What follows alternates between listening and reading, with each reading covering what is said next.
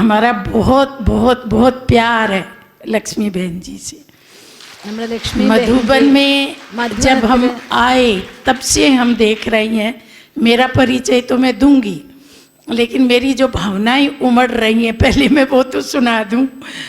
और हमने इनका मैगजीन में अनुभव डाला था बहुत साल पहले, मैं समझती हूँ 20 साल हो गए होंगे।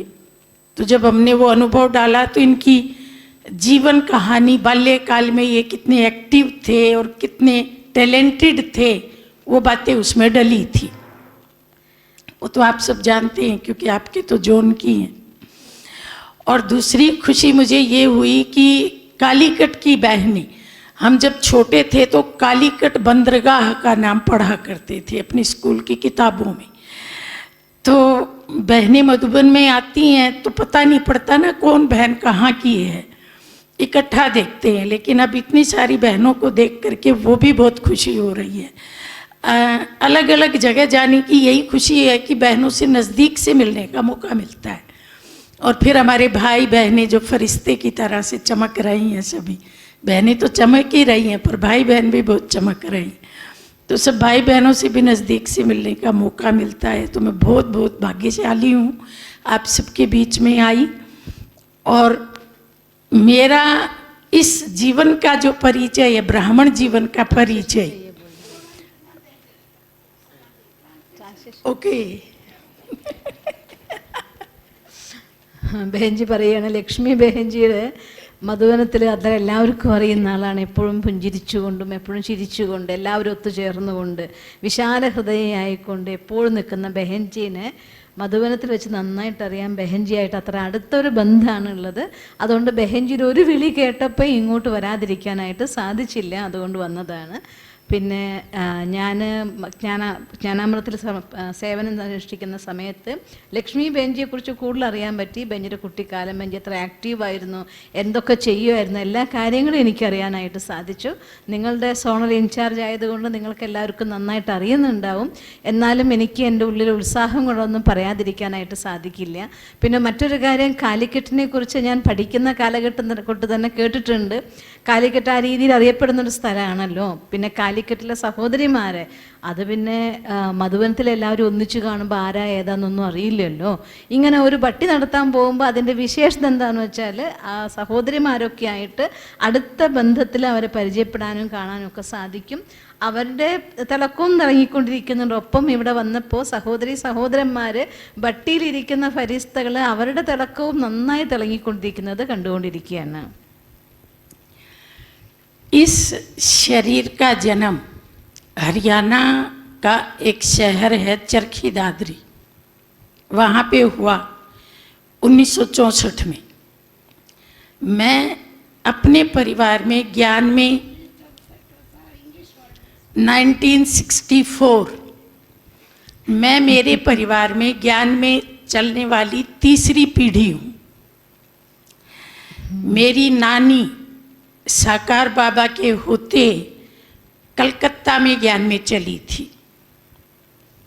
പറയാണ് ബെഞ്ചി ഹരിയാനയിൽ നിന്നാണ് ജന്മം എടുത്തത്.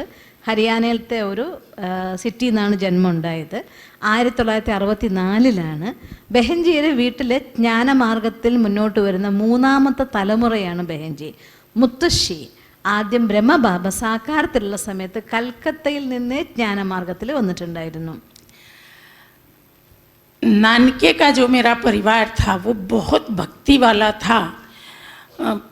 देवताओं को छत्र चढ़ाना, भोग लगाना, नानी मामा मामी सब. और जो पिताजी का परिवार था वो नास्तिक परिवार था. അമ്മയുടെ കുടുംബം ഒരുപാട് ഭക്തിയുള്ള കുടുംബമായിരുന്നു. ദേവതമാർക്ക് ഭോഗം സമർപ്പിക്കുക, പിന്നെ ഛത്രം എന്നുവെച്ചാൽ കിരീടം സമർപ്പിക്കുക, അങ്ങനെ കുറേ കാര്യങ്ങൾ ചെയ്യുന്നൊരു കുടുംബമായിരുന്നു. അതേസമയം അച്ഛൻ്റെ കുടുംബമാണെങ്കിൽ നേരെ വിപരീതം, നാസ്തിക കുടുംബമായിരുന്നു. नानी का मतलब माँ की बुआ थी, वो माँ की माँ नहीं, माँ की बुआ.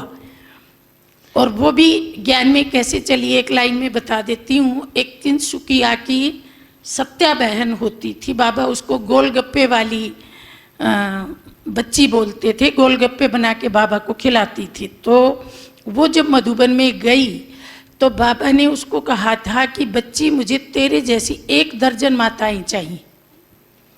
तो फिर कलकत्ता में आके उसने टिब्रेवाल धर्मशाला में प्रदर्शनी लगाई, उसमें मेरी नानी ज्ञान में आई। ये 65-66 की बात होगी। നാനി എന്ന് ഉദ്ദേശിച്ചത് മുത്തശ്ശിനെയല്ല. എങ്ങനെ മുത്തശ്ശി എന്ന് വെച്ചാൽ അമ്മയുടെ അമ്മായി, ആ രീതിയിലുള്ളതായിരിക്കുന്ന മുത്തശ്ശിയാണ്. അപ്പോൾ അവരുടെ ഒരു ബന്ധു സത്യ എന്ന് പറയുന്നതായിട്ടുള്ള മധുവനത്തിൽ ആ സമയത്ത് അവർ മധുവനത്തിൽ ബാബയ്ക്ക് ഗോൾഗപ്പ വാലി കുട്ടി എന്നത്ര പറയുണ്ടായിരുന്നത്. അപ്പോൾ ഈ ഗോൾഗപ്പ വാലി കുട്ടി ബാബയുടെ അടുത്ത് ചെന്ന സമയത്ത് ബാബ പറഞ്ഞു, മോളെ നിന്നെപ്പോലെ എനിക്ക് 12 പേരെയും കൂടെ വേണമെന്ന് പറഞ്ഞു എന്ന്, ഒരു ഡസൻ അമ്മമാരെ കൂടെ വേണമെന്ന് പറഞ്ഞു എന്ന്. അങ്ങനെ അവർ വന്നിട്ട് ഒരു സ്ഥലത്ത് സേവനം ചെയ്തു. അതിലൂടെയാണ് ഇവരുടെ അമ്മായി അമ്മമ്മ എന്ന് പറഞ്ഞ അമ്മയുടെ അമ്മായി അമ്മമ്മ അവർ ജ്ഞാനമാർഗത്തിൽ വരുന്നത്. नानी पढ़ी लिखी नहीं थी, लेकिन क्योंकि भगवान का जो प्रेम है वो अनपढ़ को भी पढ़ा देता है, तो वो निर्मल शांता दादी की प्रिय स्टूडेंट थी। और दादी उसको वकील साहब कहती थी, क्योंकि कोई भी प्रश्न पूछता था क्लास में तो वो इतना बढ़िया उत्तर देती थी, शंका का समाधान कर देती थी। और धन लगाने में नंबर 1 थी। बांधेली तो थी, लेकिन धनवान परिवार था, तो चुपके चुपके खूब खूब धन लगाती थी। और बाबा ने मुरली में बोला था कि बिना किसी को ज्ञान सुनाए नाश्ता नहीं करना। तो घर में एक नौकर था और तो कोई सुनता नहीं था, तो नौकर को जाकर के ज्ञान सुनाती थी और फिर नाश्ता करती थी। तो नौकर को ज्ञान में चला दिया। പറയാണ് അമ്മായി എങ്ങനെയായിരുന്നു വെച്ചാൽ ബാബയുടെ എഴുത്തും പഠിപ്പൊന്നും അറിയുന്നവരായിരുന്നില്ല, പക്ഷേ ജ്ഞാനം എല്ലാവരെയും പഠിക്കുന്നവരാക്കി മാറ്റുമല്ലോ. അങ്ങനെ ബാബയുടെ ജ്ഞാനമാർഗത്തിൽ വളരെ മുന്നോട്ട് പോയ കുട്ടിയായിരുന്നു. അതുകൊണ്ട് നമ്മുടെ നിർമ്മൽ ശാന്ത ദാദി അവരെ വക്കീൽ സഹോദരി എന്നാണ് വിളിച്ചിരുന്നത്. കാരണം എന്തുകൊണ്ടാണെന്ന് വെച്ചാൽ ഏത് ജ്ഞാനത്തിൻ്റെ പോയിന്റ് ചോദിച്ചാലും അത്രയും ക്ലിയർ ആയിരിക്കുന്ന വ്യക്തമായ ഉത്തരം കൊടുക്കാനായിട്ട് ദീദിയുടെ നാനിക്ക് പറ്റുമായിരുന്നു അത്രേ.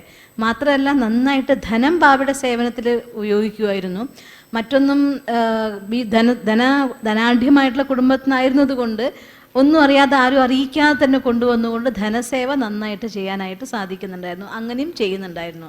ബാബരിക്ക് മുരളി പറഞ്ഞ ഒരാൾക്ക് ജ്ഞാനം കൊടുക്കാതെ ബ്രേക്ക്ഫാസ്റ്റ് കഴിക്കരുത് എന്ന് പറഞ്ഞ സമയത്ത് വീട്ടിൽ വേറെ ആരും ജ്ഞാനം കേൾക്കാൻ തയ്യാറല്ല. അതുകൊണ്ട് പോയിട്ട് ജോലിക്കാരിക്ക് പോയിട്ട് ജ്ഞാനം പറഞ്ഞു കൊടുത്തു. അങ്ങനെ പറഞ്ഞു കൊടുത്ത് അവരെ കൂടെ ബീക്കിയാക്കി. मेरी माँ की एक छोटी बहन थी जिसकी शादी एक डॉक्टर के साथ हुई थी। डॉक्टर तो MBBS था, और जो मेरी माँ की छोटी बहन मतलब मेरी मौसी वो केवल 5 क्लास पढ़ी थी। तो दोनों के संस्कारों में मेल नहीं था। मौसी भक्ति वाली थी और वो जो डॉक्टर था वो भी नास्तिक जैसा था।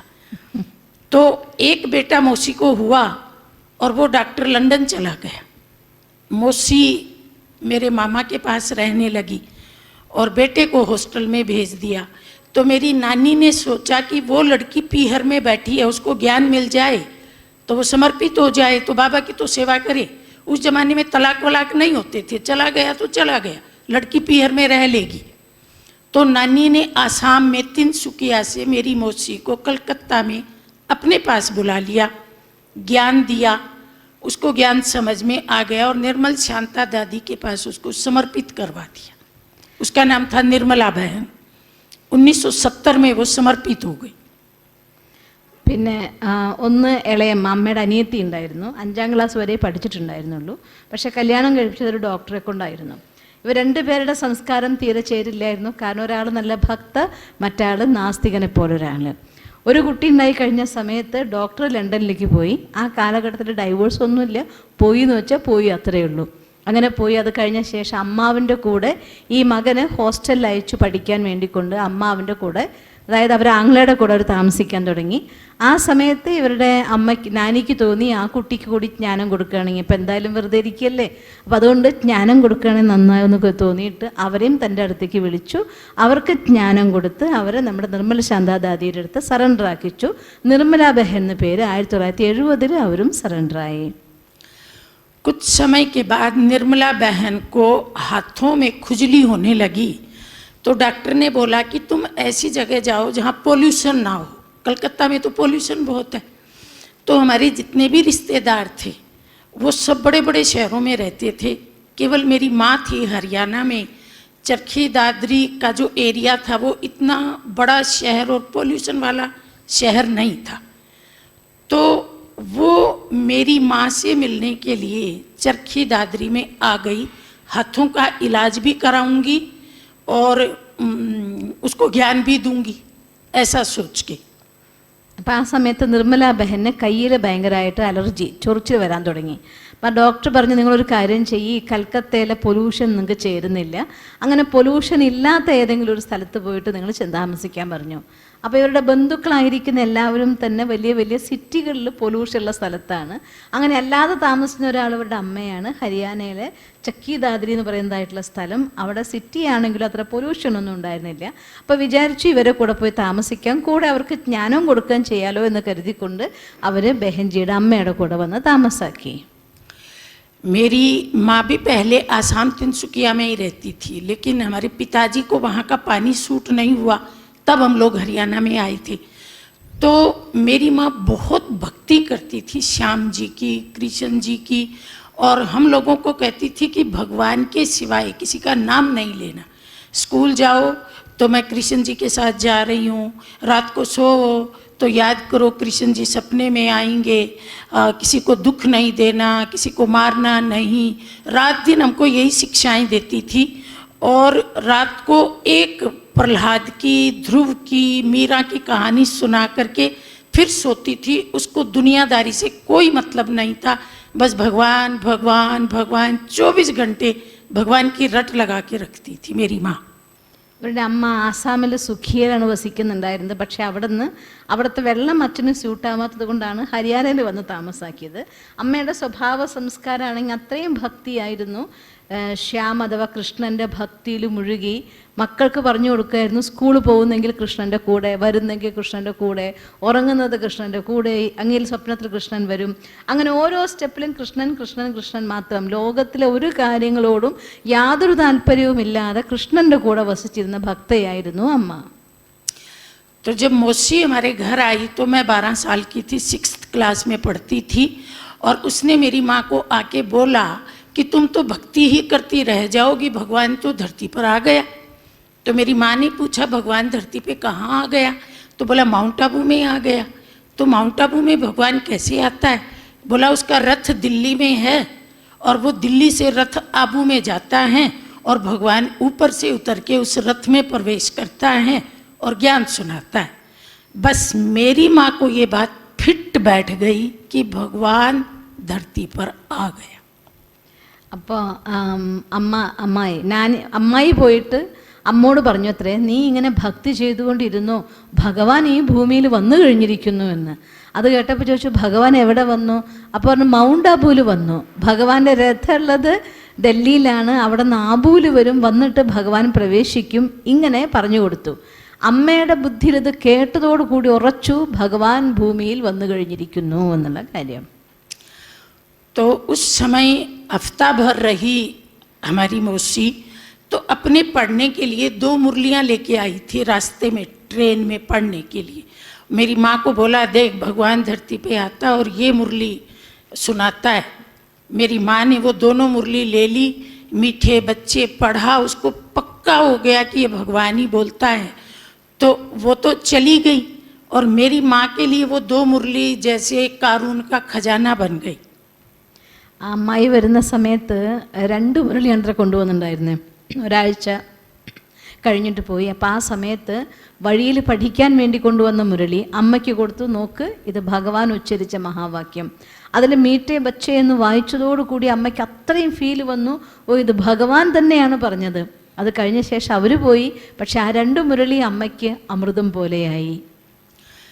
मैं सबसे छोटी थी परिवार में, 2 भाई बड़े, फिर हम 2 बहनें और मैं सबसे छोटी। तो मैं अपनी माँ को नज़दीक से देखती थी, 4 बच्चों का काम करना, 4 बच्चों को स्कूल में भेजना। तो इतना सब काम करते करते कई बार वो थोड़ी इरिटेट होती थी, जल्दबाजी करती थी और कभी बीमार भी पड़ जाती थी। पर जैसे ही वो मुरली पढ़ती थी और कुछ नहीं उसके पास, कोई किताब नहीं, सुबह उठती 4 बजे, पहले नहाती, फिर बाल खुले छोड़ लेती और फिर मुरली लेके पढ़ती, तो उसके चेहरे पे जो रौनक आती, मैं रजाई में से ऐसे उठा के देखती है मेरी माँ को क्या मिल गया, इतनी खुश है, इतनी मुस्कुरा रही है, इस कागज में ऐसा क्या चमत्कार है। पहले तो इतनी खुश नहीं रहती थी ये, सुबह उठते ही इसको जल्दबाजी लगती थी, भाग भाग लगती थी, और ये काम करूं वो करूं, इस बच्चे को ये देना, और अब तो कितना शांति से बैठी है। तो मैं देखती रहती थी मेरी माँ इतनी खुश कैसी हो गई, ये कमाल कैसे हो गई। ബെഹൻജി അന്ന് 6ാം ക്ലാസ്സിൽ പഠിക്കുകയാണ്. 12 വയസ്സേ ഉണ്ടായിരുന്നുള്ളൂ. 4 മക്കളിൽ ഏറ്റവും ഇളയ കുട്ടിയാണ്. അപ്പോൾ അമ്മയുടെ അടുത്ത് കുറച്ച് ക്ലോസ് ആയിട്ടുണ്ടായിരുന്നു. അപ്പോൾ പണ്ട് 4 മക്കളെ സ്കൂളിൽ പറഞ്ഞേക്കണം, വീട്ടിലെ പണികളെല്ലാം ചെയ്യണം. അപ്പോൾ ചിലപ്പോഴൊക്കെ അമ്മ ഇറിറ്റേറ്റഡ് ആകുമായിരുന്നു, ചിലപ്പോൾ രോഗിയാകുമായിരുന്നു. അതേസമയം ഈ മുരളി കിട്ടിയ ശേഷം 4 മണിക്ക് എഴുന്നേൽക്കുക, കുളിക്കുക, മുടിയൊക്കെ വിരിച്ചിട്ട് ഇരുന്നു കൊണ്ട് ഈ മുരളി വായിക്കുക. ആ സമയത്തുള്ള അമ്മയുടെ മുഖത്തുള്ളതായിട്ടുള്ള ആ തേജസ്സും ആ ആനന്ദവും കണ്ടിട്ട് എൻ്റെ അമ്മയ്ക്ക് ഇതെന്താ കിട്ടുന്നത്, രജോയി പതുക്കെ നീക്കിയിട്ട് നോക്കുക അത്ര, അതെന്താ കിട്ടുന്നത് അമ്മയ്ക്ക്. ഇപ്പോൾ ദേഷ്യമില്ല, തിരക്കില്ല. പണ്ടാണെങ്കിൽ എൻ്റെ തൊട്ട് തുടങ്ങും ഓട്ടം പാച്ചിലും. ഇപ്പോൾ ഒന്നുമില്ല, ശാന്തമായിട്ടിരിക്കുന്നുണ്ട്, സ്വസ്ഥമായിട്ടിരിക്കുന്നുണ്ട്. എന്താ ആനന്ദം, ഈ പേപ്പറിനുള്ളിൽ നിന്ന് എൻ്റെ അമ്മയ്ക്ക് എന്താ കിട്ടുന്നത് എന്ന് അന്ന് വിചാരിച്ചിരുന്നു എന്ന്. वो केवल 2 ही मुरलियाँ थी ना, तो एक दिन एक पढ़ती थी, फिर दूसरे दिन दूसरी पढ़ती थी, और वो ऐसे खोल और बंद करती, बीच में से फट गई थी। तो वो सेलो टेप होता है ना, वो उनको लगाया, पर फिर भी उस जमाने का कागज़ भी दूसरा था, इतनी लंबी मुरली होती थी वो। आजकल वाला कागज़ तो थोड़ा बढ़िया है, वो पीला पीला कागज़ होता था। तो हम कहती थी कि हमारी किताबें तो इतनी सारी हैं, मेरी माँ की ये 2 ही छोटी छोटी किताबें हैं, इन्हीं को पढ़ के इसको क्या मिलता है। और हमको कह रखा था इसको हाथ मत लगाना, तो हम ऐसे दूर दूर से देखते थे, दूर दूर से देखते थे। हाथ लगा दिया तो वो नाराज हो जाएगी, और बहुत संभाल के रखती थी। 1 साल तक वो 2 मुरली पढ़ी और वो गदगद हो गई कि मुझे तो सब कुछ मिल गया, मुझे सब कुछ मिल गया, मुझे भगवान मिल गया। भगवान कहाँ से मिल गया, कुछ दिखता ही नहीं है। तो हम सारे बच्चे बड़े आश्चर्यचकित आपस में हम खुसर पुसर करते, माँ को क्या हो गया, ये माँ इतनी खुश कैसे हो गई, पहले सीढ़ी नहीं चढ़ती थी, अब देखो कैसे छलांग मार मार के सीढ़ियाँ चढ़ती है। पहले कहती थी सांस फूलता है, अब इसका सांस भी नहीं फूलता है, आखिर हो क्या गया मेरी माँ को। हम बड़े आश्चर्यचकित। ഇന്നത്തെ മുരളിയാണെങ്കിൽ കുറച്ച് നല്ല പേപ്പറാണ്. പണ്ടത്തെ മുരളിയാകുമ്പോൾ അത് കുറച്ച് പേപ്പർ അത്ര ക്വാളിറ്റി ഒന്നും ഉണ്ടായിട്ടില്ല. അപ്പോൾ ഒരു ദിവസം ഒരു മുരളി പഠിക്കും, 2ാം ദിവസം പിന്നത്തെ മുരളി പഠിക്കും, ഒരു ദിവസം പിന്നെ വീണ്ടും പഠിക്കും. അങ്ങനെ വായിച്ച് പഠിച്ച് അത് പേപ്പർ കുറച്ച് കീറിയപ്പോൾ അതിന് സെല്ലോ ടേപ്പ് പൊട്ടിച്ച് അതേപോലെ കേടാവാതെ സൂക്ഷിച്ചു. മക്കളോടൊന്നും പറഞ്ഞ് നിങ്ങൾ തൊട്ട് പോകരുത് നിങ്ങൾ ഇതിനെന്ന് പറഞ്ഞു. അപ്പോൾ മക്കളും തൊഴിലായിരുന്നു, എന്താണെന്ന് അറിഞ്ഞുകൂടല്ലോ. നമുക്കൊക്കെ എത്രയോ ബുക്കുകളാണ്, അമ്മയ്ക്ക് ആകെ 2 പേജുള്ള 2 ബുക്ക്. ഇതും വെച്ചുകൊണ്ട് ഇത്ര സന്തോഷം, ഇത്ര ആനന്ദം എവിടെ നിന്നാണ് കിട്ടുന്നത്? അമ്മയാകെ മുഗ്ധയായി കഴിഞ്ഞു. എനിക്ക് ഭഗവാനെ കിട്ടി, നമുക്കൊന്നും കാണാനില്ല. പക്ഷെ ഇത് വായിച്ച് അമ്മ ഇങ്ങനെ ആനന്ദിച്ച് 1 വർഷ കാലഘട്ടം അതിൽ തന്നെ അമ്മ അങ്ങ് ആനന്ദിച്ച് ജീവിച്ചുകൊണ്ടിരുന്നു. ഞങ്ങൾ 4 മക്കൾക്ക് ആശ്ചര്യമായി. അമ്മയ്ക്കിപ്പോൾ ദേഷ്യമില്ല, പരാതിയില്ല. പണ്ട് സ്റ്റെപ്പ് കയറാൻ പറ്റില്ല, പോടി കയറുന്നു. പണ്ട് ശ്വാസം മുട്ടുന്നു പറയും, ഇപ്പോൾ ശ്വാസം മുട്ടലും ഇല്ല. ഫുൾ ഹാപ്പി ആയിട്ട് ഇങ്ങനെ ഓടി നടക്കുന്നുണ്ടല്ലോ. ഞങ്ങൾ മക്കൾ ആശ്ചര്യപ്പെടുമായിരുന്നു. तो 1 साल के बाद निर्मला बहन फिर आई, मतलब मेरी मौसी। इस बार वो साप्ताहिक पाठ्यक्रम की किताब ले आई और कुछ 5-7 मुरलियाँ ज़्यादा ले आई। और मेरी माँ ने जब साप्ताहिक पाठ्यक्रम पढ़ा तो वो अनपढ़ थी, कभी स्कूल में नहीं गई थी, लेकिन हिंदी पढ़ना जानती थी। घर में कोई मास्टर आता था मामा वगैरह को पढ़ाने, मौसी को पढ़ाने, तो वो भी पास में बैठ जाती थी, तो ऐसे हिंदी सीख ली थी। तो फटाफट सारा साप्ताहिक पाठ्यक्रम पढ़ लिया और सारे पाठ याद कर लिए, और प्रदर्शनी की किताब भी आ गई। अब वो जो घर में आए उसको कोर्स कराने लगी। हमारी दुकान थी, पिताजी का बिजनेस था, बिजनेस वाले के घर में तो बहुत लोग आते हैं, तो बिजनेस से किया, फिर बुलाती थी, धरा 10 मिनट यहाँ बैठ। कहती थी मैं राजा बनूंगी, प्रजा तो बनानी है ना मुझे। अभी मधुबन गई नहीं है, और इतना नशा, हमको भी सोचती है कि इनको भी ज्ञान पिला दूं, पर हम चारों बच्चे उसके हाथ में नहीं आते हैं, क्योंकि उससे सवाल पूछते हैं, हम पढ़ रहे हैं, ये कैसे होता है, ये कैसे होता है, तो कुछ उत्तर दे पाती है, कुछ उत्तर नहीं दे पाती है, पर अंदर में सोचती है कि मैं सबको ज्ञानी बना दूं। काम पूरा किया और फिर प्रदर्शनी लेके बैठ गई, साप्ताहिक पाठ्यक्रम लेके बैठ गई, काख में प्रदर्शनी दबा के इसके घर गई, उसके घर गई। हम कहते थे माता जी तुम सारा दिन काम करती हो और क्यों घूमती हो इतना, मेरे को राजा बनना है ना प्रजा बनानी है। हमको तो कुछ भी समझ में नहीं आता था। ആ സമയത്ത് ഒരു വർഷം കഴിഞ്ഞപ്പോൾ അമ്മായി വീണ്ടും വീട്ടിൽ വന്നു. അപ്പോൾ 7 ദിവസത്തെ കോഴ്സിൻ്റെ ബുക്ക് ഉണ്ടല്ലോ അത് കൊണ്ടുവന്നു. ഒരു 5-6 മുരളികളും കൂടെ കൊണ്ടുവന്നിട്ടുണ്ടായിരുന്നു. അപ്പോൾ ആ കോഴ്സ് ബുക്ക് അന്ന് സ്കൂളിൽ പോയി പഠിച്ചിട്ടൊന്നും ഇല്ലെങ്കിലും എഴുതാനും വായിക്കാനൊക്കെ പഠിച്ചിട്ടുണ്ടായി. അപ്പോൾ അതുകൊണ്ട് ആ മുഴുവൻ പഠിച്ചു. കോഴ്സ് മുഴുവൻ എടുത്തോട് കൂടിയിട്ട് ലഹരിയായി എനിക്ക് രാജാവാവണം. അന്ന് മുതൽ ഇവർക്ക് വീട്ടിൽ ബിസിനസ്സായിരുന്നു. അപ്പോൾ ഒരുപാട് ആൾക്കാർ ബിസിനസ്മാൻ്റെ വീട്ടിൽ വരുമല്ലോ, ആര് വന്നാലും പണി തീർക്കുക, അവർക്ക് കോഴ്സ് കൊടുക്കുക.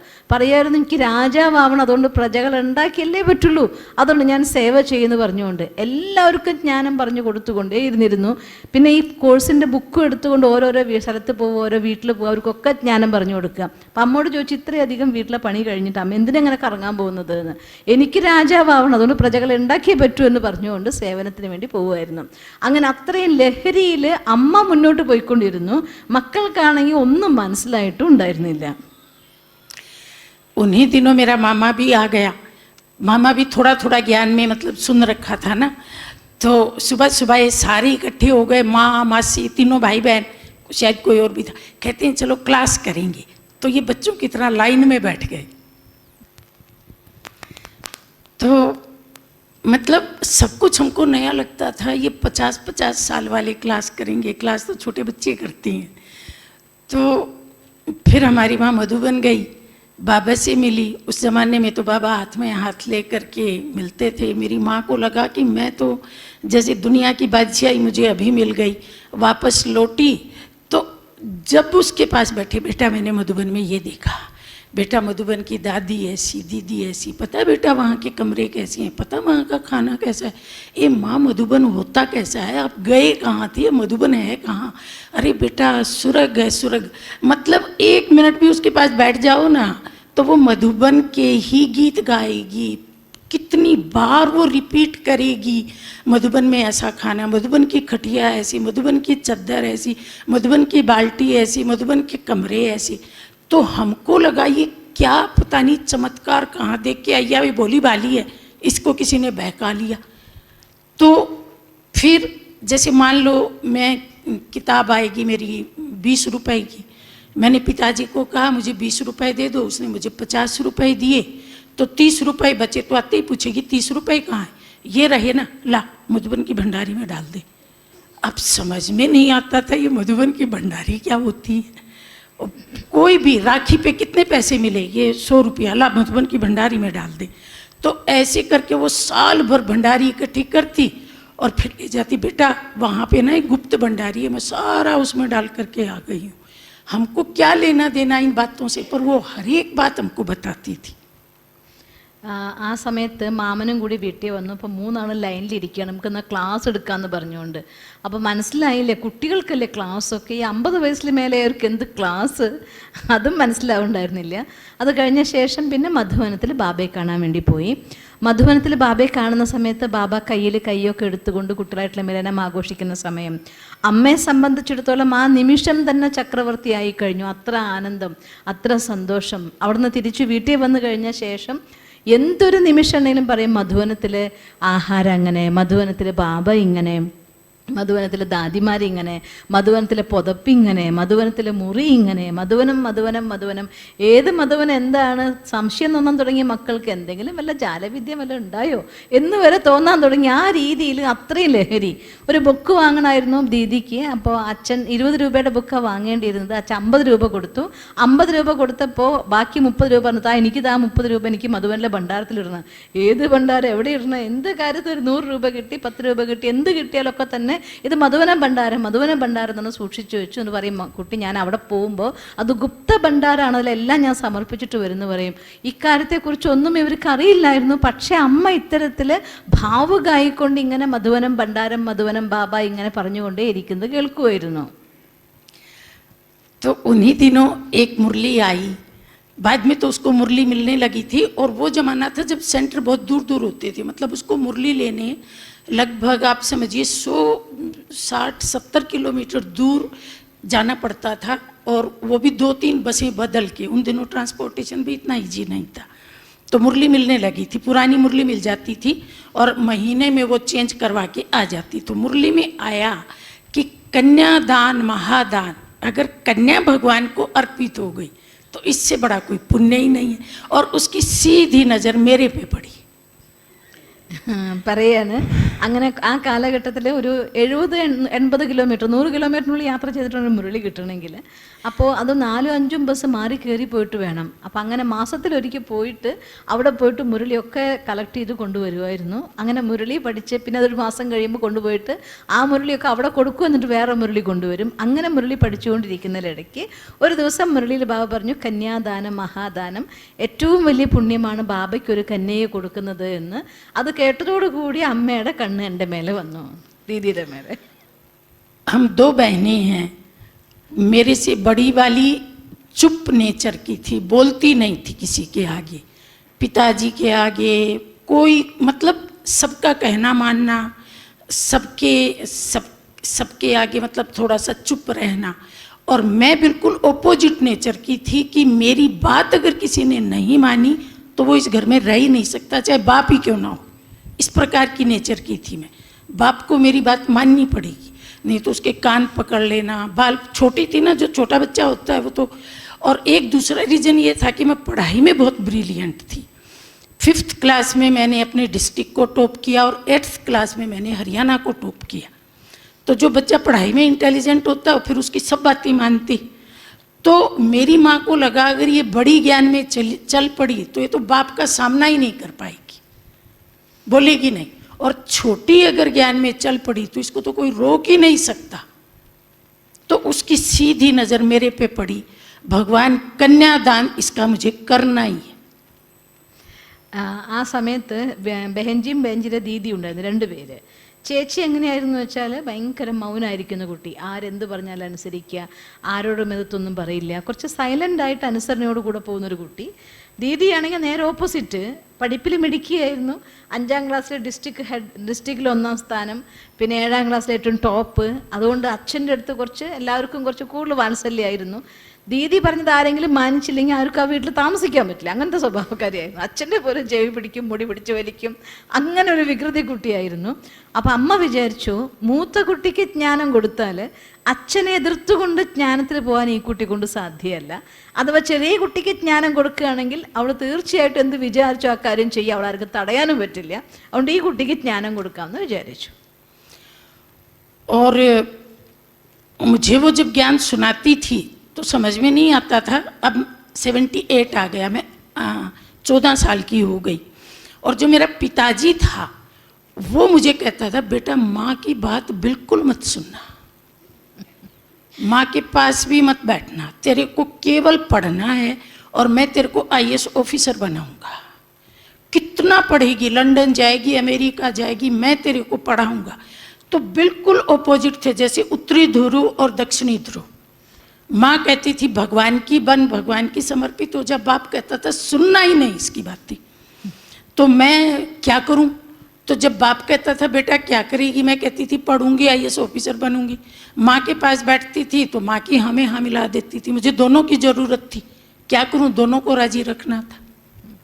അപ്പോൾ ദീദി പറയുകയാണ്, അച്ഛൻ പറയുമായിരുന്നു, നോക്ക് മോളെ, അമ്മ പറയുന്നത് ഒരിക്കലും കേൾക്കാൻ നിൽക്കരുത്, അമ്മയുടെ അടുത്ത് അധികം ഇരിക്കാൻ നിൽക്കരുത്, നിനക്ക് എത്ര പഠിക്കണം അത്ര ഞാൻ പഠിപ്പിക്കാം, ലണ്ടനിലയക്കണോ ലണ്ടനിലയക്കാം, അമേരിക്കയിലയക്കാം, നിന്നെ ഞാൻ എത്ര പഠിപ്പിച്ച് IAS ഓഫീസറാക്കാം, നിനക്ക് പഠനത്തിൽ മാത്രം ശ്രദ്ധ മതി, വേറെ ഒന്നും നീ കേൾക്കണ്ട, അമ്മ പറയുന്നത് കേൾക്കരുത് എന്ന് അച്ഛൻ പറയും.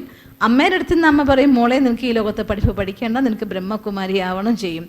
അപ്പോൾ പറയും, അമ്മോട് പറയും ആ ശരി അമ്മയെന്ന് പറയും, അച്ഛൻ പറഞ്ഞ അച്ഛനോട് പറയും ആ ശരി അച്ഛ എന്ന് പറയും. കാരണം 2 വേണമായിരുന്നല്ലോ, അപ്പോൾ 2 സന്തോഷിപ്പിക്കണ്ടേ. അപ്പോൾ 2 പേരോടും 2 പേരും പറയുന്നു ആ ശരി ശരി എന്ന് പറയുമായിരുന്നു. अब मेरी माँ को लगा कि मुझे इसको समर्पित तो जरूर करना है, और ये मेरी बातें तो कम सुनती है क्योंकि बाप का भी प्रभाव था ना। तो अगली बार जब वो मधुबन गई और जब बाबा ने उसका हाथ पकड़ा तो उसने कहा, बाबा मेरी एक बेटी है, पढ़ाई में बहुत अच्छी है, भाषण बहुत करती है, इनाम बहुत लेती है, स्कूल में आज ये इनाम मिला, आज ये मिला, ऐसे चलता था। तो मैं ना आज आपको उसे समर्पित करके जा रही हूँ, आप उसे अपना लेना, अपनी बना लेना। तो बाबा ने दृष्टि दी और ऐसे बाबा को बोला, आ गई और मुझे कहती है मैं तो तेरे को समर्पित कराई। मैंने कहा मैं अभी 14 साल की हूँ, आप मुझे कहाँ समर्पित कराए? बोला कराई भगवान को। मैंने कहा क्या पता वो भगवान है कि कौन है? अरे बेटा भगवान ही है। मैंने कहा आजकल बच्चे माँ बाप की बात मानते नहीं है, अगर मैंने आपकी बात ना मानी और मैं ना समर्पित हुई तो? बोला मैं जिसको समर्पित करके आई हूँ वो इतना पावरफुल है, तेरे को लेके ही जाएगा। अब അടുത്ത പ്രാവശ്യം മധുവനിൽ പോയ സമയത്ത് അമ്മ മനസ്സിൽ ഉറപ്പിച്ചു ഈ കുട്ടിയെ സമർപ്പിക്കുക തന്നെ വേണം. പക്ഷേ ഒരുപക്ഷെ അച്ഛൻ്റെ പ്രഭാവം കൂടുതലായതുകൊണ്ട് അച്ഛൻ്റെ കൂടെ പോയാലോ എന്നൊരു വിചാരം. അതുകൊണ്ട് ബാബയെ കാണാൻ പോയപ്പോൾ ബാബ ഇങ്ങനെ കയ്യിൽ പിടിക്കുമല്ലോ, അപ്പോൾ കൈ പിടിച്ചപ്പോൾ പറഞ്ഞു, ബാബ എനിക്കൊരു മോളുണ്ട്, ആ മോള് ഭയങ്കര മിടുക്കിയാണ്, നന്നായിട്ട് പഠിക്കും, ഒരുപാട് സമ്മാനമൊക്കെ വാങ്ങി വരും, നല്ല പ്രഭാഷണമൊക്കെ ചെയ്യും, അവളെ എനിക്ക് ബാബയ്ക്ക് തരണം, ബാബ അവളെ സ്വീകരിക്കണം, ഞാൻ ബാബയുടെ മുന്നിൽ ആ കുട്ടിയെ സമർപ്പിക്കുകയാണ് എന്ന് പറഞ്ഞു.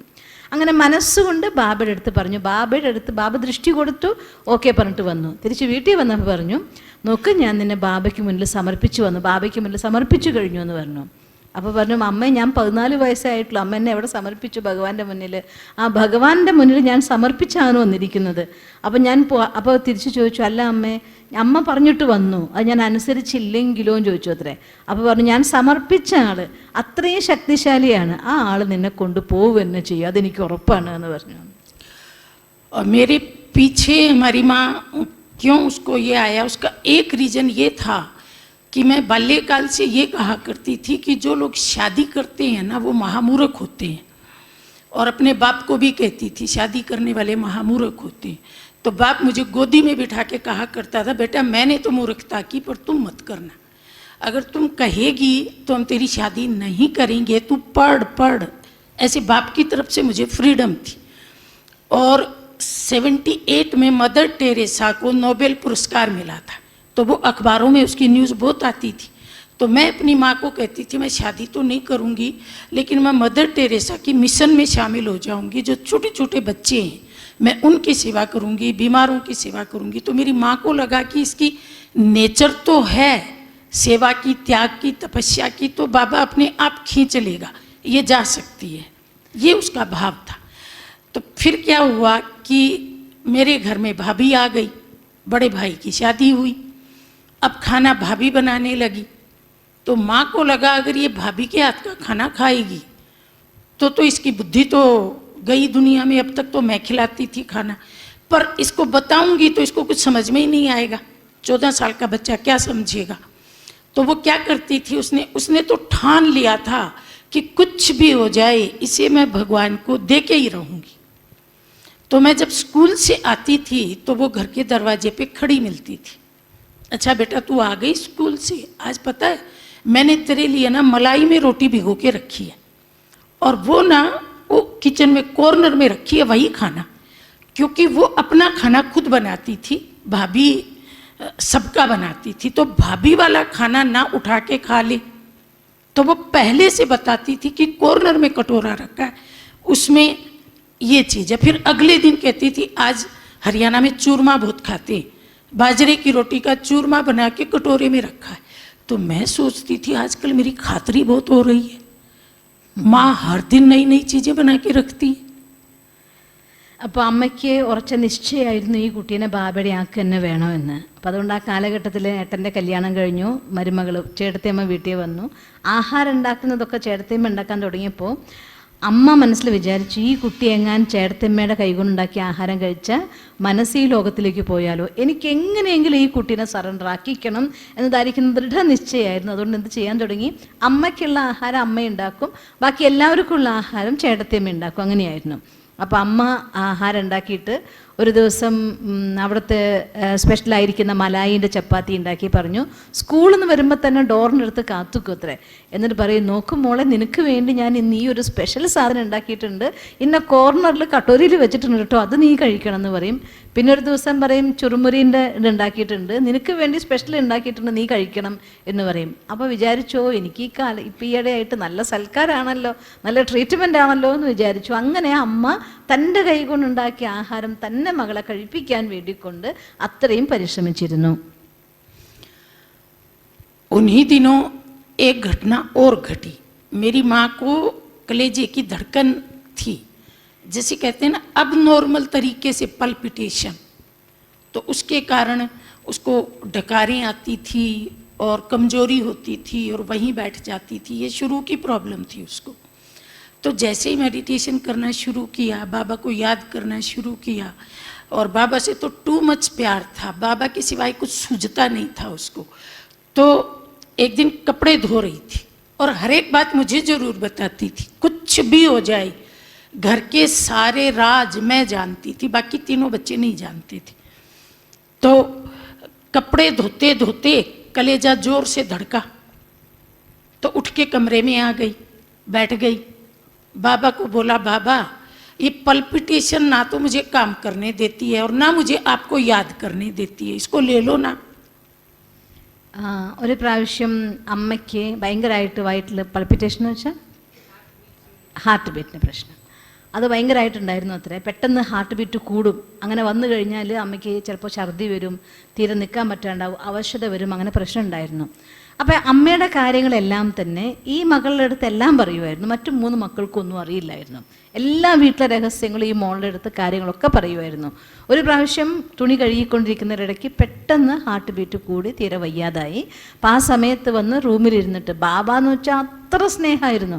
ബാബയോട് പറഞ്ഞു, ബാബ എനിക്ക് ഈ കാര്യം, ഈ ഒരു പ്രയാസം കാരണം കൊണ്ട് എൻ്റെ പുരുഷാർത്ഥം ചെയ്യാൻ പറ്റുന്നില്ല, യോഗ ചെയ്യാൻ പറ്റുന്നില്ല, അതുകൊണ്ട് ഇതൊന്ന് എടുത്ത് മാറ്റ് ബാബ എന്ന് ബാബയോട് പറഞ്ഞു അത്രേ. तो एक लाइट आई जो उसने मुझे सुनाया, कलेजे को छू के चली गई और मेरी माँ बिल्कुल नॉर्मल हो गई, सारे कपड़े धोए. तो एक वैद्य था जो मेरी माँ को हफ्ते की पुड़िया देता था, चूर्ण, उसको खाती थी तो ठीक हो जाती थी. और वो पुड़िया याद कराना मेरा काम था, क्योंकि माँ पुड़िया खाएगी तो ठीक रहेगी, घर ठीक चलेगा. अगर माँ बीमार हो गई तो कौन तो मुझे स्कूल भेजेगा, कौन मेरे बाल धोएगा.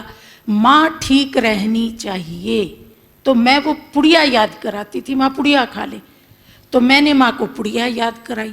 माँ ने कहा, बेटा मुझे पुड़िया नहीं खानी, मैं ठीक हो गई. അപ്പം അമ്മ പറയുകയാണ്, ബാബോട് ഇങ്ങനെ പറഞ്ഞു കഴിഞ്ഞപ്പോൾ ഒരു ലൈറ്റ് വന്നു. ആ ലൈറ്റ് ഇവിടെ കഴുത്തിലായിട്ട് തൊട്ടതോട് കൂടിയിട്ട് അമ്മയുടെ ആ പ്രശ്നം പൂർണ്ണമായിട്ട് മാറി. പിന്നെ അമ്മ പോയി തുണി കഴുകി കാര്യങ്ങളൊക്കെ ചെയ്ത് തീർത്തു. അപ്പോൾ അമ്മയ്ക്ക് ഇങ്ങനെ വരുമ്പോൾ കഴിക്കാൻ വേണ്ടി വൈദ്യരൊരു പൊടി കൊടുക്കുമായിരുന്നു അത്രേ. ആ പൊടി കഴിക്കാൻ ഓർമ്മിപ്പിക്കേണ്ട കാര്യം അത് ബെഹൻജിയുടെ ഡ്യൂട്ടി ആയിരുന്നു. ബെഹൻജിക്ക് അമ്മയുടെ ആരോഗ്യം നന്നായിരിക്കണം എന്നുള്ള കാര്യത്തിൽ ഭയങ്കര ശ്രദ്ധയായിരുന്നു. കാരണം അമ്മയ്ക്ക് അസുഖമായ മുടി കഴുകി കൊടുക്കുക ആര്, ആഹാരം ഉണ്ടാക്കി കൊടുക്കുക, സ്കൂളിലാക്കിയൊക്കെ ചെയ്യുന്നത് ആരാണ്. അതുകൊണ്ട് എനിക്കിത് ചെയ്യണം എന്തായിട്ടുള്ള ലക്ഷ്യം ഉണ്ടായിരുന്നു. അന്ന് വന്നിട്ട് അമ്മയുടെ അടുത്ത് പൊടി കഴിക്കാൻ ഓർമ്മിപ്പിച്ചാൽ പറഞ്ഞു, എനിക്കിനി പൊടി കഴിക്കേണ്ട കാര്യമില്ല, കാരണം എൻ്റെ ആ അസുഖം മാറി, ബാബ വന്ന് മാറ്റി. ആ രീതിയിൽ ബാബ ചെയ്യുമായിരുന്നു. तो मेरी माँ ने रात तक पुड़िया नहीं खाई, अगले दिन पुड़िया नहीं खाई. मुझे बड़ी चिंता हुई. फिर अगले दिन नहीं खाई, फिर हफ्ता पूरा हो गया, वैद्य के पास भी नहीं गई. तो मैंने कहा, माता जी ये क्या हो गया. बोली, बेटा शिव बाबा मेरी बीमारी ले गया, सबसे बड़ा सर्जन है वो, सबसे बड़ा वैद्य है वो. अब मैं आँखों के सामने देख रही हूँ कि मेरी माँ ठीक हो गई. അപ്പോൾ ബെഞ്ചി പറയാണ്, ഒരു ദിവസം കഴിച്ചില്ല, 2ാം ദിവസം കഴിച്ചില്ല, അവൻ ഒരാഴ്ച കഴിഞ്ഞു, മരുന്ന് കഴിച്ചതേ ഇല്ല. ഒരാഴ്ച കഴിഞ്ഞാൽ വൈദ്യരെ പോയി കാണണമായിരുന്നു, പോയി കണ്ടില്ല, മരുന്ന് കഴിച്ചില്ല. അപ്പോൾ പറഞ്ഞു, അമ്മ പറഞ്ഞു, നോക്ക് അമ്മ ഇതെന്താ പറ്റിയെന്ന് ചോദിച്ചാൽ പറഞ്ഞു, മോളെ ശിവബാബ ഏറ്റവും വലിയ സർജനാണ്, ബാബ എൻ്റെ രോഗം എടുത്തു കഴിഞ്ഞു, എനിക്ക് രോഗമില്ലാണ്ടായി എന്ന് പറഞ്ഞു. ഞാൻ എൻ്റെ കണ്ണുകൾക്ക് മുന്നിൽ ആ അത്ഭുതം കാണുമായിരുന്നു.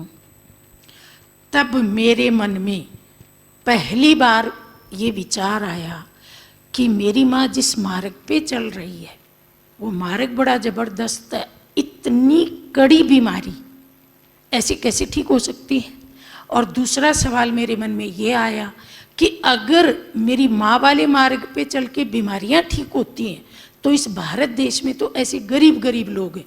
मैं स्कूल जाती थी तो गरीबों की बस्ती से होके जाती थी, तो मैं उन गरीबों की हालत देख करके ना बहुत अंदर में गर्वित होती थी कि इन बच्चों को मैं कोई कपड़ा पहना दूं, इन बच्चों को मैं नहला दूं, इन बच्चों को मैं खिला दूं. लेकिन मेरे हाथ में तो पैसा नहीं है. मैं बड़ी होके अगर पैसे कमाऊंगी ना तो सबसे पहले इन गरीबों के लिए कुछ करूँगी, ऐसी सोचती थी। तो अगर मेरी माँ वाले रास्ते पे सब लोग चले तो सब लोग ठीक हो जाएंगे, भारत का तो बहुत उद्धार हो जाएगा। तो पहली बार मेरे मन में आया, पहली बार मैं प्रभावित हुई कि ये मार्ग ठीक है। लेकिन अभी मैं ज्ञान में चली नहीं हूँ, क्योंकि मुझे मेरी पढ़ाई से ही फुर्सत नहीं है, दोस्तों से फुर्सत नहीं है, और ऊपर से बाप की भी मना है कि माँ की बात मत सुनना। പറയാണ് ആ സമയത്ത് ആദ്യമായിട്ട് മനസ്സിൽ തോന്നി എൻ്റെ അമ്മയുടെ മാർഗം വളരെ ശരിയാണല്ലോ, ഇതൊരു ശക്തമായ മാർഗ്ഗമാണല്ലോ. കാരണം സ്കൂളിൽ പോകുന്ന സമയത്ത് പാവപ്പെട്ടവരുടെ വഴികളിലൂടെ, അവർ താമസിക്കുന്ന ചേരികളിലൂടെയൊക്കെ വേണം പോകാനായിരുന്നത്. അപ്പോൾ അവിടുത്തെ കുട്ടികളെ കാണുമ്പോൾ ആഗ്രഹിക്കുമായിരുന്നു, എനിക്ക് ഇവരൊക്കെ ഒന്ന് കുളിപ്പിച്ച് ഒന്ന് ശുദ്ധാക്കാൻ പറ്റിയെങ്കിൽ, ഇവർക്ക് നല്ല വസ്ത്രങ്ങൾ കൊടുക്കാൻ പറ്റിയെങ്കിൽ, ഇവർക്ക് വേണ്ടി എന്തെങ്കിലുമൊക്കെ ചെയ്യാൻ സാധിച്ചിരുന്നുവെങ്കിൽ എന്ന് ഒരുപാട് ആഗ്രഹിച്ചിരുന്നു. അപ്പോൾ മനസ്സിൽ തോന്നി, അഥവാ എൻ്റെ അമ്മയുടെ മാർഗത്തിൽ പോവുകയാണെങ്കിൽ ഈ കുട്ടികൾക്കൊക്കെ തന്നെ അവരുടെ ഉദ്ധാരണം നടക്കുമല്ലോ, ഈ ഭാരതം വളരെയധികം ഉദ്ധരിക്കപ്പെടുമായിരുന്നുവല്ലോ. ഇങ്ങനെയൊക്കെയുള്ള ചിന്തകൾ മനസ്സിൽ ശക്തമായിട്ട് വന്നു, അമ്മയുടെ മാർഗത്തിൽ പോകണമെന്ന്. അതുവരെയും ജ്ഞാനം മനസ്സിലാക്കിയിട്ടില്ലായിരുന്നു. കാരണം 14 വയസ്സ് ആ സമയത്ത് പഠനത്തിന് ഭയങ്കര ലഹരിയിലാണ്. കൂട്ടുകാരും പഠിപ്പും വിട്ട് വേറെ ലോകം ഉണ്ടായിരുന്നില്ല. അച്ഛനാണെങ്കിൽ അമ്മ പറയുന്നത് കേൾക്കരുത് എന്ന് തടഞ്ഞു വെച്ചിട്ടും ഉണ്ടായിരുന്നു. അതുകൊണ്ട് ജ്ഞാനം അതുവരെയും മനസ്സിലാക്കിയിരുന്നില്ല. मेरी माँ से मैं एक प्रश्न पूछती थी. എൻ്റെ അമ്മോട് ഞാനൊരു ചോദ്യം ചോദിച്ചിരുന്നു. उसने हमको भक्ति सिखाई थी, कृष्ण भगवान है, उसका नाम लेते स्कूल में जाना. अब वो कहने लगी कि कृष्ण भगवान नहीं है, शिव भगवान है. तो मैंने उसको कहा कि आपने तो अपना भगवान ही बदल डाला. देखो, हम अपना भगवान नहीं बदलेंगे, कुछ भी हो, कृष्ण कोई भगवान मानेंगे. और कृष्ण का इतना प्यार पक्का उसी ने बिठाया था. खाओ तो कृष्ण, किताब पढ़ो तो कृष्ण, भजन गाओ तो कृष्ण, चित्र लगाओ तो कृष्ण, स्कूल में नाटक ड्रामा करो तो कृष्ण, इतना पक्का बिठा दिया. हमने कहा हमको तो कृष्ण से प्यारा और कोई लगता ही नहीं है. आप शिव शिव कहती रहो, हमको नहीं भगवान वो लगता, हमको तो कृष्ण भगवान लगता है. आपने भगवान बदल लिया, हम अपना भगवान नहीं बदलेंगे, कुछ भी हो जाए. അപ്പോൾ അമ്മയായിരുന്നല്ലോ കൃഷ്ണഭക്തി മനസ്സിൽ ഉറപ്പിച്ചിട്ടുണ്ടായിരുന്നത്. കഴിക്കുകയാണെങ്കിലും കൃഷ്ണൻ്റെ കൂടെ, ഉറങ്ങുകയാണെങ്കിൽ കൃഷ്ണൻ്റെ കൂടെ, സ്കൂളിൽ ഡ്രാമ ചെയ്യുമ്പോൾ പോലും കൃഷ്ണൻ്റെ ഡ്രാമ, ആ രീതിയിൽ കൃഷ്ണൻ കൃഷ്ണൻ കൃഷ്ണൻ ഉറപ്പിച്ചിരുന്നല്ലോ. അപ്പോൾ അമ്മോട് ചോദിച്ചു, അമ്മ ഇപ്പോൾ ഭഗവാനെ മാറ്റിയല്ലേ, ഇപ്പോൾ കൃഷ്ണനല്ല ഭഗവാൻ, ശിവൻ ശിവൻ എന്ന് പറഞ്ഞുകൊണ്ടിരിക്കുന്നുണ്ടല്ലോ, എന്തായാലും ഞാൻ എൻ്റെ ഭഗവാനെ മാറ്റാൻ പോകുന്നില്ല, അമ്മ എന്നല്ലേ ഭഗവാന്റെ പാഠം ഉറപ്പിച്ചത്, ഞാൻ മാറ്റില്ല എന്ന് പറഞ്ഞു. तो बाबा कहते हैं ना, जहाँ वाणी काम ना करे वहाँ योग बल काम करता है. अमृत वेले वो मुझे दृष्टि देती थी, स्कूल जाती थी तो कहती थी मेरी दृष्टि लेके जा. माँ से तो इतना प्यार था कि भगवान मेरी उम्र मेरी माँ को लगा दे, मैं और मेरी माँ इकट्ठे ही जाएंगे, मुझे बिना माँ के जीना नहीं है. माँ से बहुत प्यार था, पर ज्ञान समझ में नहीं आ रहा था अभी. अब भगवान ने एक युक्ति अपनाई थी मुझे ज्ञान समझाने के लिए, वो आएगा टाइम आगे. तो ऐसे करते करते मेरी मैट्रिक पूरी हो गई और 11th में मुझे हॉस्टल में भेजा. और हॉस्टल के बाद में छुट्टियों में घर आई तो मैं बीमार हो गई थी थोड़ी सी. അപ്പോൾ പറയാണ്, ആ സമയത്ത് ഞാനൊന്നില്ലെങ്കിലും അമ്മയോട് ഭയങ്കര സ്നേഹവും ഭാവനയായിരുന്നു. എൻ്റെ ആയുസ്സും കൂടി എൻ്റെ അമ്മയ്ക്ക് കിട്ടിയെങ്കിൽ ഞാനും അമ്മയും ഒന്നിച്ച് ജീവിക്കണം, ഒന്നിച്ചേ മരിക്കാവൂ, അമ്മയില്ലാത്തൊരു ലോകം എനിക്കില്ല, അങ്ങനെ വിചാരിച്ചിരുന്നു. അപ്പം അതുകൊണ്ട് അമ്മ പറയും, നോക്ക് അമൃതവേളയ്ക്ക് എഴുന്നേറ്റ് ദൃഷ്ടി കൊടുക്കും, സ്കൂളിൽ പോകുമ്പോൾ നീ എൻ്റെ ദൃഷ്ടി എടുത്തിട്ടേ പോകാവൂ എന്ന് പറയും. എന്താണെന്ന് അറിഞ്ഞില്ലെങ്കിലും അമ്മ പറയുന്ന കാര്യം അമ്മയുടെ ദൃഷ്ടി എടുത്ത് പോകുമായിരുന്നു. അതുകൊണ്ട് ജ്ഞാനം കൊണ്ട് വാക്കുകൊണ്ട് പ്രവർത്തിക്കാത്ത കാര്യം യോഗ കൊണ്ട് പ്രവർത്തിക്കുന്ന ബാബ പറയുമല്ലോ, അത് പ്രവർത്തിച്ചു. അങ്ങനെ 10ാം ക്ലാസ് കഴിഞ്ഞു. ഹോസ്റ്റലിൽ 11ാം ക്ലാസ്സിൽ പഠിക്കാൻ വേണ്ടി ഹോസ്റ്റലിലാക്കി. ഹോസ്റ്റലിൽ നിന്ന് തിരിച്ച് വെക്കേഷനിൽ വരുന്നേക്കാൾ മുന്നേ രോഗിയായിട്ട് വന്നു, ശരീരത്തിന് ആരോഗ്യമില്ലാതെയായി.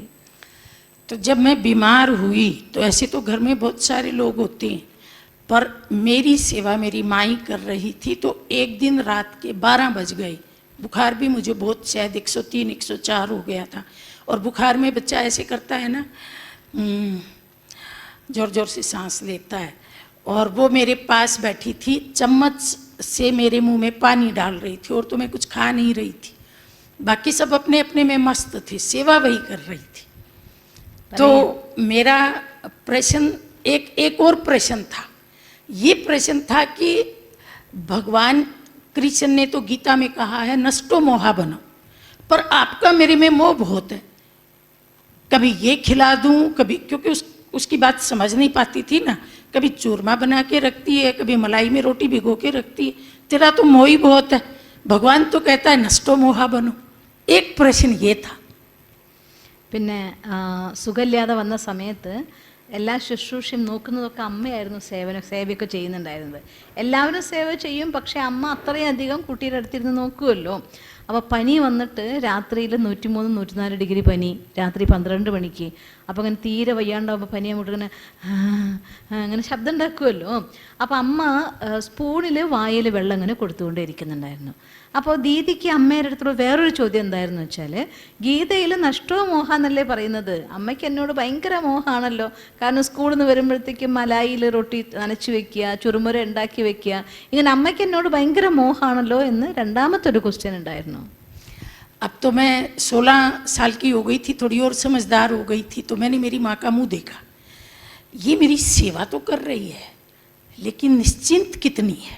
नहीं तो बच्चा बीमार हो तो माँ को चिंता भी होती है, चेहरा बदल जाता है, पर ये एकदम साक्षी हो के मेरी सेवा कर रही है। 12 बजे मेरे सिराने तो बैठी है पर इसको चिंता नहीं है। पहले जब हम लोग बीमार होते थे तो वो एक देवता को वार फेर करो, दूसरे देवता का प्रसाद बोलो, ऐसे ऐसे किया करती थी।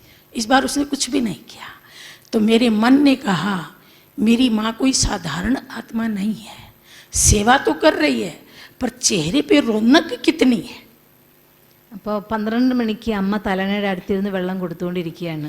അപ്പോൾ ദീദി നോക്കുമ്പോൾ പണ്ടായിരുന്നെങ്കിൽ സുഖമില്ല എന്ന് പറയുമ്പോൾ ഒരു ദേവതയ്ക്ക് ആ ഭോഗ് ഓഫറിയും വേറൊരാൾക്ക് വേറൊന്ന് സമർപ്പിക്കുക എന്ന് പറയും. ഇങ്ങനെ ഓരോരോ ദേവതമാരുടെ പേര് ഓരോ വഴിപാട് നേർന്നുകൊണ്ടേയിരിക്കുമായിരുന്നു. ഇത് കാര്യം ശരിയാണ്, ഉറക്കൊഴിച്ചിരുന്ന് അടുത്തിരുന്ന് സേവ ചെയ്യുന്നുണ്ട്, പക്ഷെ മുഖത്ത് യാതൊരു രീതിയിലുള്ളതായിരിക്കുന്ന പ്രഭാവവും ഇല്ല. സാക്ഷിയായിരുന്നു കൊണ്ട് സേവ ചെയ്യുന്നു മാത്രം. ആ സമയത്തും മുഖത്ത് അത്രയധികം ആ ഒരു ആകർഷണം, ആ ഒരു ആത്മീയതയൊക്കെ കാണുന്നുണ്ടായിരുന്നു. സാക്ഷിയായിട്ട് എൻ്റെ സേവ ചെയ്തുകൊണ്ടിരിക്കുക എന്നുള്ളത് മനസ്സിലായി. എൻ്റെ അമ്മ സാധാരണ ഒരു ആത്മാവല്ല എന്നുള്ള കാര്യം അന്ന് തിരിച്ചറിഞ്ഞു. तो रात के 12 बजे थे, उसने मुझे पानी पिलाया और फिर कहती है देख बेटा, अगर तेरी जिंदगी होगी तो तू जिएगी और अगर नहीं होगी तो आत्मा दूसरे शरीर में प्रवेश करेगी और दूसरा जीवन व्यतीत करेगी। फिर मेरे मन में आया कि अगर माँ मोह वाली होती तो ऐसे शब्द उसके मुख से नहीं निकल सकते, ये मोह वाली तो नहीं है। तो एक प्रश्न का उत्तर तो मुझे मिल गया। अब दूसरा प्रश्न था गीता का भगवान, अब उसका उत्तर भी भगवान ने मुझे उसी समय दिया। कैसे दिया ये बात सुना लो फिर बताती। പിന്നെ രാത്രി 12 മണി സമയമാണ്. അമ്മ വായിൽ വെള്ളം കൊടുത്തുകൊണ്ടെങ്കിൽ പറയുകയാണത്രേ, നോക്കു മോളെ, നിനക്ക് ഈ ശരീരത്തിൽ ആയുസ് ഉണ്ടെങ്കിൽ നീ ജീവിക്കും, അതല്ലാന്നുണ്ടെങ്കിൽ പോയിട്ട് വേറൊരു ശരീരം എടുക്കും എന്ന് ഇത്ര സ്നേഹത്തോടെ സേവ ചെയ്യുന്ന അമ്മ പറയുകയാണ്. അപ്പോൾ ഒരു കാര്യം എനിക്ക് ഉറപ്പായി കഴിഞ്ഞു, അമ്മയ്ക്ക് യാതൊരു മോഹം എൻ്റെ അടുത്തില്ല എന്നുള്ള കാര്യം മനസ്സിലായി. പിന്നെ രണ്ടാമത്തെ ചോദ്യത്തിൻ്റെ ഉത്തരം ഭഗവാനെ മാറ്റിയത്, അതും അന്ന് എനിക്ക് മനസ്സിലായി. ആ കാര്യം ഇത് കഴിഞ്ഞിട്ട് പറഞ്ഞു തരാം.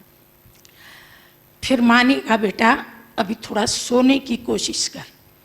तो मैं दीवार की तरफ करवट लेके दीवार की तरफ ऐसे सो गई। मेरी माँ अपनी खटिया पे सो गई। जैसे ही मैंने दीवार की तरफ मुँह किया तो प्रदर्शनी का एक चित्र है जिसमें ब्रह्मा बाबा खड़े हैं, साथ में सारी शिव शक्तियाँ, मम्मा खड़ी है और वो कौरव सब मरे पड़े हैं। गीता के भगवान वाला वो चित्र है। तो दीवार के ऊपर वो चित्र आ गया और कोई मेरी कान में कमेंट्री कर रहा है। माँ तो सो गई, कमेंट्री कर रहा है कि देखो गीता का ज्ञान कृष्ण नहीं दे सकता, वो तो देहधारी है। निराकार ने इस शरीर में प्रवेश किया है और इसके मुख से वो गीता ज्ञान देता है और उस ज्ञान से ये सारे कौरव मरे पड़े हैं और ये गीता का ज्ञान अभी चल रहा है और अभी ये गीता का ज्ञान चल करके भगवान धरती पे आकर के और अब नई दुनिया आने वाली है। कौन कमेंट्री कर रहा है? अंधेरी रात है, साए साए चारों तरफ सन्नाटा है, माँ भी सो गई है, मैं क्लियर कमेंट्री सुन रही हूँ और वो चित्र दीवार के ऊपर देख रही हूँ। दीवार पे तो कुछ भी नहीं है, खाली दीवार है, पर वो चित्र है। और जैसे जैसे कमेंट्री सुन रही हूँ मेरी बुद्धि का ताला खुलता जा रहा है। हाँ कौरव तो यही है, बुराई तो यही है, भगवान तो ज्योति बिंदु ही है, कृष्ण तो देहधारी है। और ये घटना मुश्किल से 1-2 मिनट घटी और ऐसे लगा कि किसी ने जैसे कोई पर्दा हटा दिया, जैसे किसी ने पूरा भ्रम किसी ने दूर कर दिया और एकदम क्लियर पिक्चर दिखा दी। भगवान तो निराकार ही है, कृष्ण नहीं है। और मैं जोर से चिल्लाई, माँ माँ। मेरी माँ ने, क्या हुआ बेटा? मैंने कहा गीता का भगवान शिव है, गीता का भगवान शिव है, गीता का भगवान शिव है। तो बोली क्या हुआ? मैंने कहा मेरे कान में कमेंट्री आई और मैंने दीवार पे चित्र देखा, वही ब्रह्मा के तन में शिव बाबा है और वो कौरव मरे पड़े हैं और भगवान धरती पे आया हुआ है। अच्छा मुझे सारा ज्ञान सुना।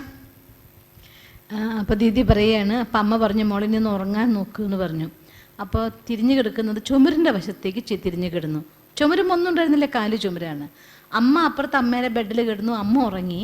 അത് കഴിഞ്ഞതും ചുമരിൽ ക്ലിയർ ആയിട്ടുള്ള ചിത്രം, നമ്മുടെ ഗീതാജ്ഞാനദാതാവിൻ്റെ ഒരു ചിത്രമില്ലേ, ബാബയുടെ മുഖത്തു നിന്ന് വരുന്നു, അമ്മയും ശിവശക്തികളും മുന്നിൽ നിൽക്കുന്നു, കൗരവന്മാരും മരിച്ചിരിക്കുന്നതായിട്ടുള്ള ആ ചിത്രം ക്ലിയർ ആയിട്ട് ചുമരിൽ കാണാൻ തുടങ്ങി. എന്നിട്ട് ശബ്ദം കേൾക്കാൻ തുടങ്ങി, നിരാകാരി ഗീതയുടെ ഭഗവാൻ ശിവനാണ്, കൃഷ്ണനല്ല. നിരാകാരി ബ്രഹ്മാവിൻ്റെ മുഖത്തിലൂടെ വന്ന് ഈ ജ്ഞാനം കേൾപ്പിച്ചുകൊണ്ടിരിക്കുകയാണ്. ഇതിലൂടെയാണ് കൗരവന്മാരുടെ എല്ലാം അന്ത്യം ഉണ്ടാവുന്നത്.